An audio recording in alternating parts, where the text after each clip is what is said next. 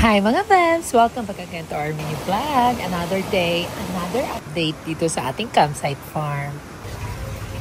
Dahil medyo nakukulangan pa ako sa aking mga fish collections, kaya bumisita ulit ako dito sa ating Suking Pet Shop. Gusto ko sana yan kaso bawal isama sa mga koi kasi fighter sila. Ayan, meron na naman dami tayo. Muna Natin.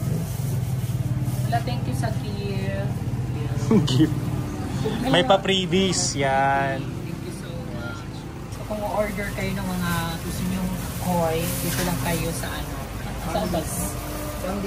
Palmdis, dito lang sa gilid ng Super Metro. Yes, sa tapat. Catbalogan.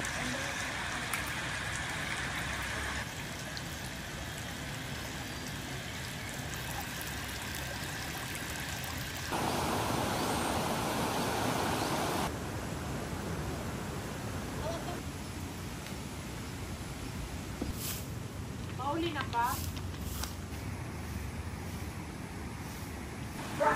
Dahil may mga iilang guests na nag-smoke kung saan-saan, kaya naglagay na ako ng signage mismo dito sa ating smoking area at para na rin hindi pa kalat-kalat yung mga upos ng sigarilyo nila.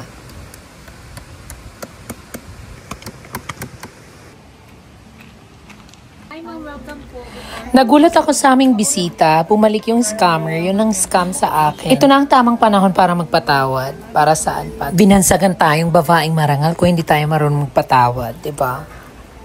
Alam mo yung ibang-iba yung nararamdaman ko dito eh. Yung parang may lukso ako ng dugo. Siguro ito yung gigil ko sa kanya. Keme. Bago na siya, guys. Nagbagong buhay na siya dahil. Bagong buhay na siya.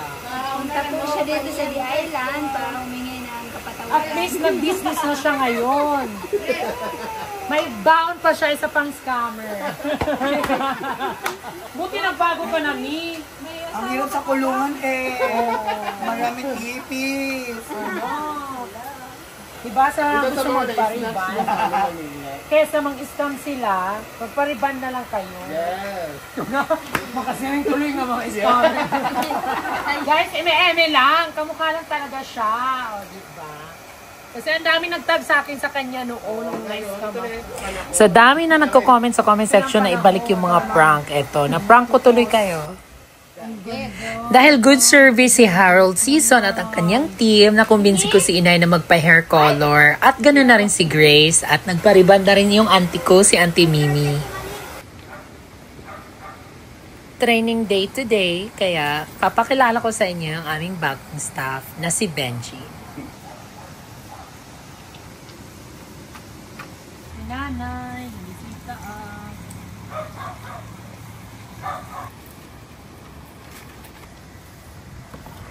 Dahil ang ganda ng result ng hair color at ribbon, nagpa-hair color na rin si Ray at yung ate ko.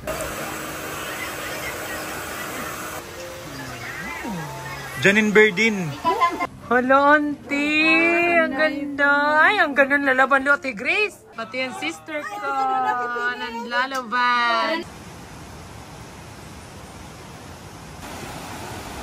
Dahil sa hindi kinaya ni Kramer yung too much alcohol sa katawan niya, tumaas yung acid niya at to the point na hindi na tinatanggap ng tiyan niya yung kung anong kinakain niya. Kaya sinusukat tinatay. Kaya na-dehydrate at isinugod na agad namin siya sa hospital. Buti na lang at sinamahan ako ng family ni Kramer at andito si Ian, younger brother ni Kramer, yung palagi kong kasama before sa mga vlogs. Hindi namin inaasahan na dito pa talaga kami magkakabanding ulit. Nung nakaraang gabi kasi, may pistahan sa kanila. Kaya ayun, napatodo inom ang lolo mo. I would like to say thank you St. Camilo's Calbayog. Sobrang accommodating at sobrang linis ng hospital and sobrang babait at accommodating ng mga staff. And so today, binisita kami ni Daddy at Mommy Ford at nagdala pa sila ng mga pagkain na galing sa fiestahan. At ito sobrang saya ko dahil discharged na si Kramer.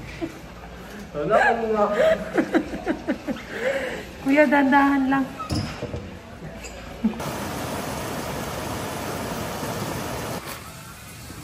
Hey guys, ito kami yan na. Magtutungsog kami ng umay.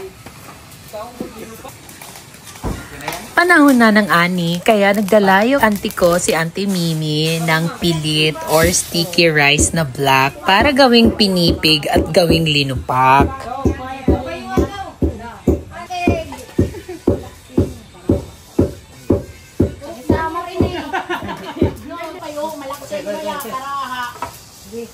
Diri,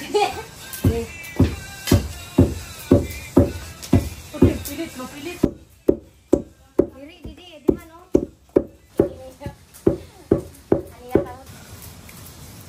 Kahinay mo dito. Ano to, relax,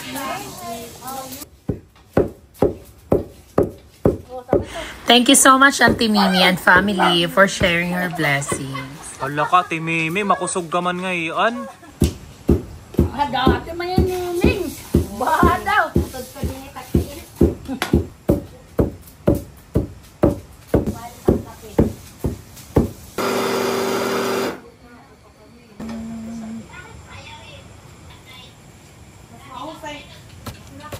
Yushu, ay, ay, ay. Yushu, ay, ay, ay. Yushu, ay, ay, ay. Charis. Hey, dali.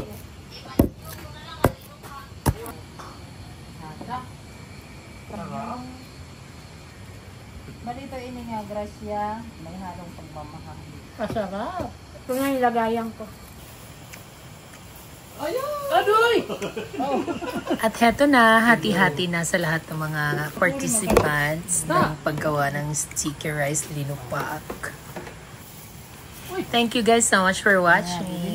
And please share nyo naman yung mga vlogs ko at mag-subscribe sa aking YT channel. Besos!